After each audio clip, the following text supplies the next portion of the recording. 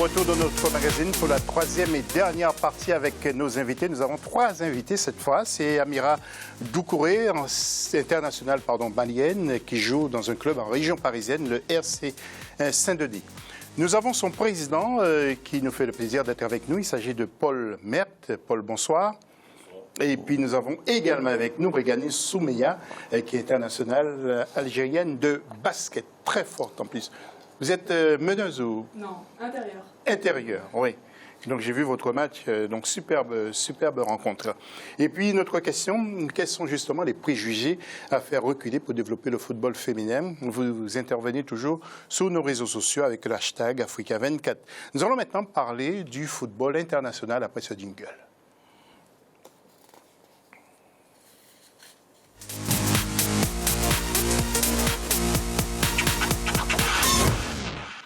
Et la Ligue des Champions avec les matchs retour, vous le savez, 8e de finale de la compétition.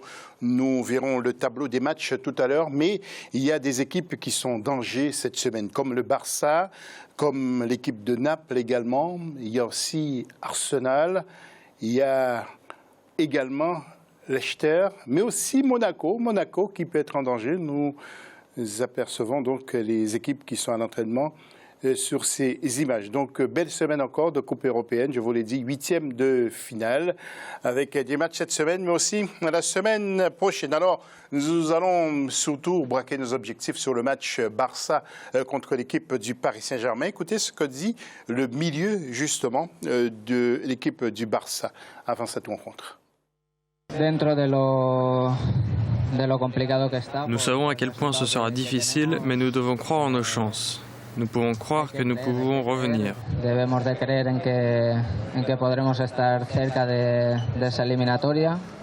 Nous avons le potentiel pour les mettre en difficulté, même si 4-0 est un score très difficile à remonter.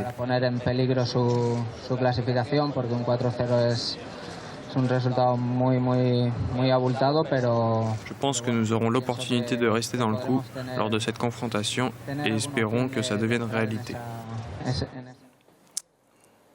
Voilà, nous allons voir le tableau des matchs avec, tout d'abord, vous le savez, il y aura un certain Arsenal contre le Bayern de Munich. Nous allons voir sur ce tableau d'ailleurs les résultats des matchs allés, et donc les résultats des matchs retour. Donc il y aura Naples contre Real de Madrid, Arsenal contre le Bayern de Munich.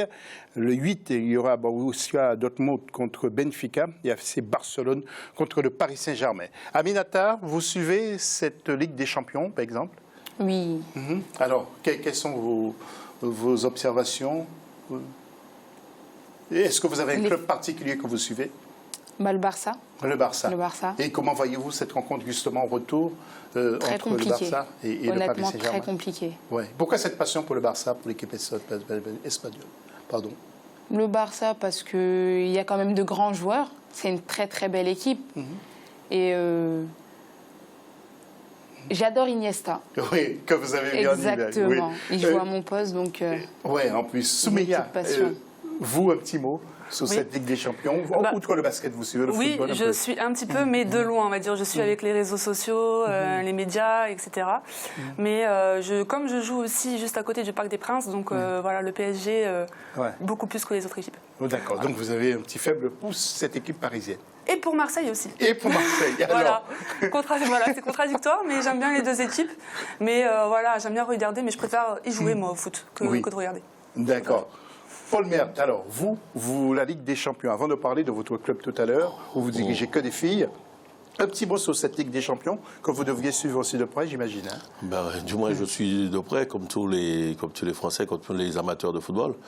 Il est vrai que, la surprise 4-0 de Paris, puisque j'ai regardé le match, c'était quand même magnifique. Et puis celui de Monaco aussi derrière. Mais moi je ne suis pas trop supporter de Paris, mais là pour la Coupe d'Europe, oui, pour la Ligue des Champions, oui, je serai supporter de Paris. Mais je suis comme elle, je suis supporter de Marseille. Donc voilà, donc Donc, deux supporters de Marseille voilà, sur le plateau. mais je pense que Paris va se qualifier quand même. Ouais, on parle de remontada avec les Barcelonais qui pensent qu'ils peuvent remonter les 4-0. Vous pensez, vous qui êtes aussi footballeur, ils arriveront peut-être à en marquer 3, mais bon, c'est vrai que ça peut être difficile. S'ils arrivent à en marquer 2 en première mi-temps, je pense que ça va être très, très difficile pour Paris. Mais bon, Paris, vu ce que j'ai vu quand ils ont joué contre Marseille et puis le match au Parc des Princes, je pense qu'ils ont quand même une très, très belle équipe et je pense qu'ils vont se qualifier. Nous allons passer à autre sujet, c'est le retour sur le football féminin africain et justement les joueuses qui ont marqué le football africain ces derniers temps. Regardez le sujet de la rédaction d'Africa 24. Cette dernière décennie, plusieurs footballeuses ont fait montre d'excellente qualité de jeu. Si dans les compétitions internationales et africaines, elles ont été nombreuses à accroître le palmarès de leurs équipes, rares sont celles qui ont vraiment brillé. Depuis les Jeux de Rio qui se sont joués en 2012 au Brésil, 3 Bafana Bafana ont marqué les esprits. Janine Van Wyk et ses consoeurs ont fait preuve de maturité à travers le football avec une forte présence. Lors de la récente CAN féminine qui s'est disputée au Cameroun en 2016, les Lions indomptables se sont bien illustrés, notamment l'attaquante Gabrielle Aboudi Anguéné et Gaëlle Nganamouit, sacrée meilleure footballeuse africaine de l'année 2015. Mais je crois qu'aujourd'hui, quand on parle du football africain, les Camerounaises s'inscrivent donc dans la grande classe du football. Tout récemment, celle qui a marqué vraiment l'esprit du football africain, c'est bien Gabrielle Aboudi, cette Camerounaise-là qui a été meilleure joueuse de la dernière CAN, qui s'est déroulée même sur la terre camerounaise. Dans cette liste des héros féminins, la Super Eagle Osinachi Oale, défenseur, reste une référence. À côté d'elle, citons la Ghanéenne Elisabeth Ado, milieu de terrain surnommée la Dame aux 4 poumons. L'Ivoirienne Coco Ange, qui a signé en août 2016 avec la section féminine du FC Barcelone, avait elle aussi surpris plus d'un lors de la Coupe du Monde féminine au Canada en 2015. Elles voyagent, les joueuses africaines. Alors, justement, nous allons voir les images de 2 filles qui nous ont marquées pendant la CAN féminine au Cameroun. C'est Gabrielle Anguédé du Cameroun, justement. Et puis, il y a aussi Aziza Oshoala du Nigeria, meilleure buteuse, 6 buts. Est-ce qu'elles vous ont marqué aussi, Aminata, ces filles? Et qu'est-ce que vous a marqué encore parmi les footballeuses, comme on dit? La combativité. La combativité, oui. Honnêtement, c'est vraiment l'envie, la passion qu'on retrouve une fois sur le terrain et la combativité à chaque match. Comment avez-vous trouvé le niveau de ce football féminin à la CAN 2016? J'ai trouvé que c'était un très bon niveau, un niveau très relevé aussi, de très bonnes poules. Malgré qu'il y ait eu à chaque fois des favorites, je pense que voilà.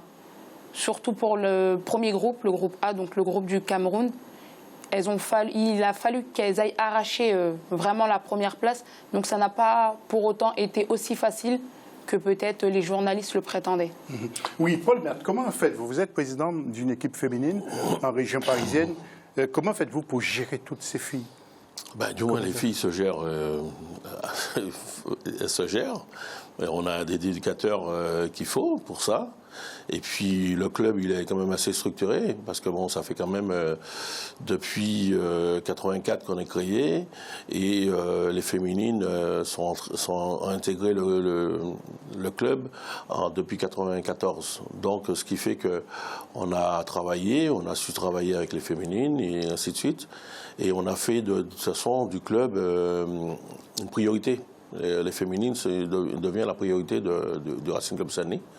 On a donc encore les garçons en senior, mais il est vrai qu'on a quand même 9 équipes féminines dans l'association, ce qui veut dire que c'est pas rien. Donc depuis de l'âge de 6 ans jusqu'au senior, donc on a vraiment tout misé sur le foot féminin. Beaucoup d'Africaines?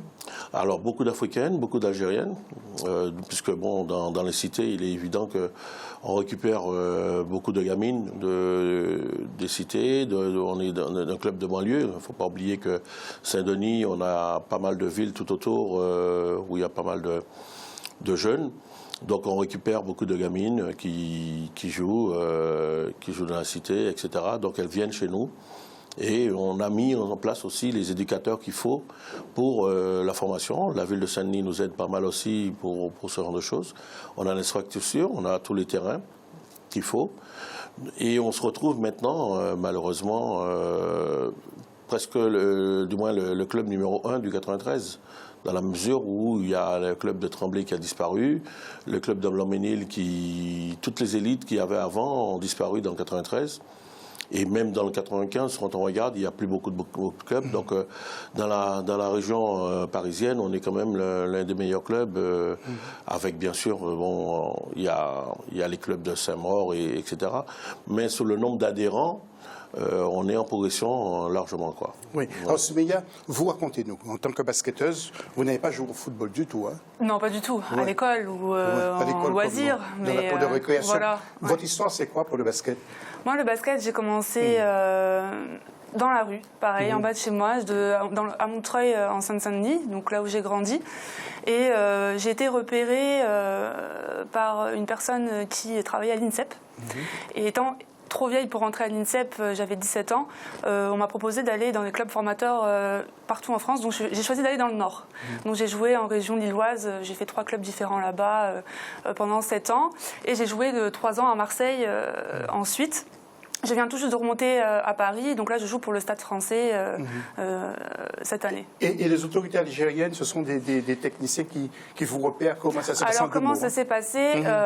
C'est pas eux qui sont venus me chercher, c'est moi qui ai fait les démarches à savoir si déjà il y avait une équipe de basket féminine, comment ça a évolué là-bas, etc. Donc j'ai fait des recherches et puis mon agent avait contacté le coach de l'équipe nationale qui était français, qui coachait à l'époque l'équipe de Lyon, qui a fait monter l'équipe de Lyon en Ligue, l'équipe féminine. Et donc de là, c'était parti. Ils étaient contents de savoir qu'il y avait des joueuses algériennes en France qui évoluaient à haut niveau. Et de là, j'étais la première et puis on était 4. Maintenant, on est 4 en France à jouer pour l'équipe d'Algérie depuis 2012. Superbe. Voilà. Je vous donnerai la parole tout à l'heure pour le mot de la conclusion. Il nous restera à peine une vingtaine de secondes. Nous allons voir la réponse à la question: quels sont les préjugés à faire reculer pour développer le football féminin en Afrique? Eh bien, 2 personnes ont été sélectionnées par notre coordinateur. C'est Yannick Gérès qui nous dit, par exemple, que le football féminin en Afrique a besoin de financement. Il risque de perdre de sa valeur. Et puis, Alasko Yao qui nous dit en Afrique que le football féminin souffre de préjugés liés à la vision que l'on se fait de la femme dans la société. Aminata, le mot de la fin, vous avez 20 secondes chacun pour conclure. Aminata, le mot de la fin, avant de terminer cette émission. Le mot de la fin. Et l'Afrique vous regarde, peut-être un message pour les Maliennes, pour les Maliens. Bonjour à tous et à toutes. Votre caméra est là. Bonjour à tous et à toutes. Les prochains rendez-vous avec la sélection malienne, c'est quoi? Je pense que ce sera d'ici 6 mois. 6 mois à 8 mois. Oui, d'accord, on vous verra. 8 mois. J'espère bien, j'espère être en forme. D'accord. Soumeya, le mot de la fin. Oui, j'en profite pour dire qu'il faut continuer de lutter pour la journée de la femme, des femmes, et de oser surtout à monter de plus en plus haut dans le sport féminin comme dans les entreprises aussi, parce qu'on n'en parle pas trop, on n'en parle pas souvent. Paul, vous allez faire un truc spécial pour les femmes dans la semaine, pour vos filles? Dans la semaine, non, parce qu'on a des compétitions. Mais ce qu'il y a, c'est qu'on a fait déjà pas mal, parce qu'on est parti au mois de décembre en Algérie. Donc, il y a quand même 30 filles qui sont parties en Algérie, donc pour le club d'Agbou, où on a fait une très 15 jours là-bas. C'était magnifique. Donc, pour le foot algérien, ça a été très bien. Elles sont venues aussi à Saint-Denis. Donc, on a un mouvement, on travaille. Donc, tous les événements, en fin de compte, pour les féminines, on fera ça presque au mois de mai, puisque c'est les périodes où il y a les tournois, etc. Donc, voilà. Mais bon, à Saint-Denis, on travaille de toute façon et on espère travailler longtemps et accueillir tous les jeunes filles qui veulent faire du sport en général, puisqu'on fait les filles foot, et ça ne savent pas jouer du tout au ballon, mais ce sont des rassemblements, donc les parents qui ont des enfants de 6 ans, de 5 ans, elles ne sont pas obligées d'être inscrites dans un club, elles viennent et puis le dimanche on les emmène pour des détections, pour les apprendre à jouer des trucs ludiques pour le foot. Voilà, c'est très convivial. Paul Mert qui a d'autres cordes dans son arc, on aura peut-être l'occasion d'en reparler un autre jour, car le temps qui nous était imparti est écoulé. Je remercie en tout cas tous ceux qui ont participé à cette émission.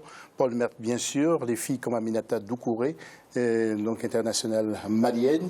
Il y a aussi Régani, pardon, il ne faut pas que j'écorche votre nom, Soumeya. C'est ça. Pardon, internationale algérienne, donc il nous a fait le plaisir d'être avec nous. Et puis Mohamed Bouguera, donc journaliste au quotidien, enfin au journal algérien qui s'appelle Botola, que vous avez vu en image pendant cette émission. Merci à toute l'équipe qui a travaillé autour de cette émission FC. On se retrouve lundi prochain pour un nouveau numéro. Passez une bonne soirée. Dans quelques instants, un nouveau journal sur nos antennes. Salut.